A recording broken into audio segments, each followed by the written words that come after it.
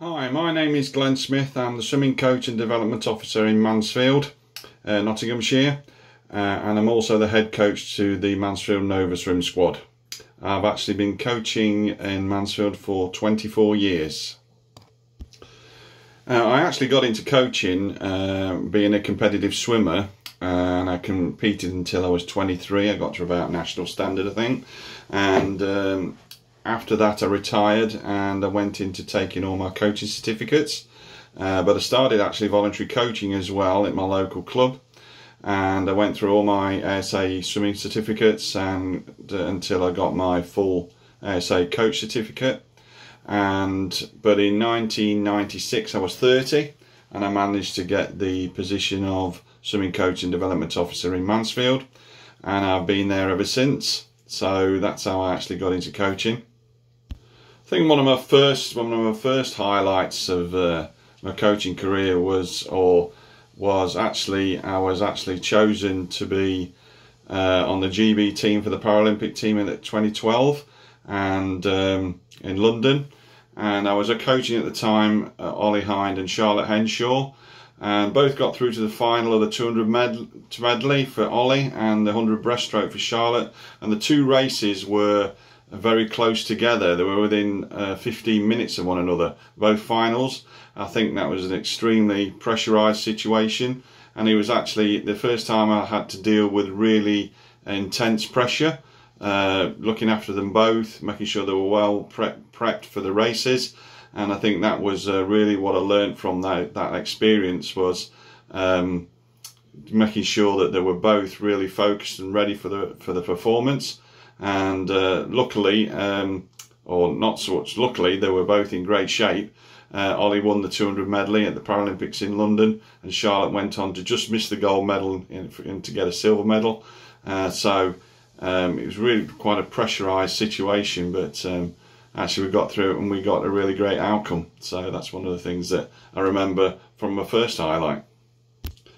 My second highlight was again with Ollie and Charlotte, and what was it, the 2015 IPC World Championships in Glasgow. And we'd actually the 6 months prior to those championships, we'd made quite a big major change to our the way I coached and the actual program that they were operating under, and how we actually changed things around a little bit, and we did quite a lot of different things, and it was about me being open to change as well as the athletes.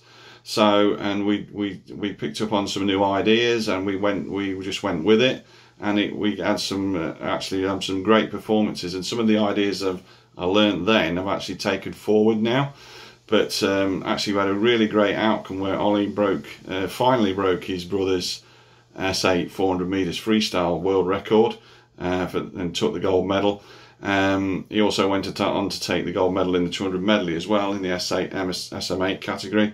And Charlotte actually broke the European record on the 100 breaststroke SB6, and actually that year she first time she'd actually did her best time for 5 years. So it was a really great outcome. So just changing things around. So it was just being open to change that year. So that's one of the things I learned from that highlight. And my last highlight was watching. I went to Rio. I wasn't on the coaching staff, but I sat up in the stands, and it was really great experience really in Rio in 2016. And with Ollie, we'd actually had some really great preparation for between 6 and 8 weeks prior to. So I know he was in good shape. So one of the things I learned from that to gain a really great performance, that we needed to be in really so have a really good block of preparation, which we did. And I think it doesn't happen all the time, but I think to get the real great performances, you get a feeling if you have real good preparation that's going to be a good outcome. So which it was. He won both gold medals in the 400 freestyle and the 200 medley, both in world record time, and picked up a silver in the 100 metre backstroke as well. So we had a real good preparation into that, and as did Charlotte as well. She won a bronze in the 100 metres breaststroke, so it finished off. So we had real great preparation in prior to that those championships in 2016. I think one of the main things with coaching Paralympic athletes is there's only one really for me, and that's to coach the athlete and never the disability. So always coach the athlete and don't coach the impairment that they've got. So just to take that forward, there's only one real coaching point that I really want to make on that, because that's been always my philosophy working with Paralympic and disability athletes. I think with any recommendations for Paralympic athletes or para swimmers or disability athletes, I think it's the thing is with coaching over the time, what I've tried to do is actually give my athletes and empower them as we've gone along to be involved in all the decision-making processes.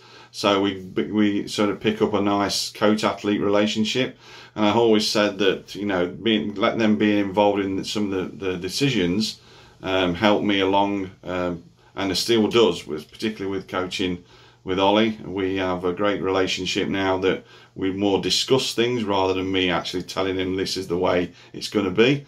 It was like that in the early days, obviously, but as we've gone along, he's felt more empowered in the decision-making process as we move forward in his career.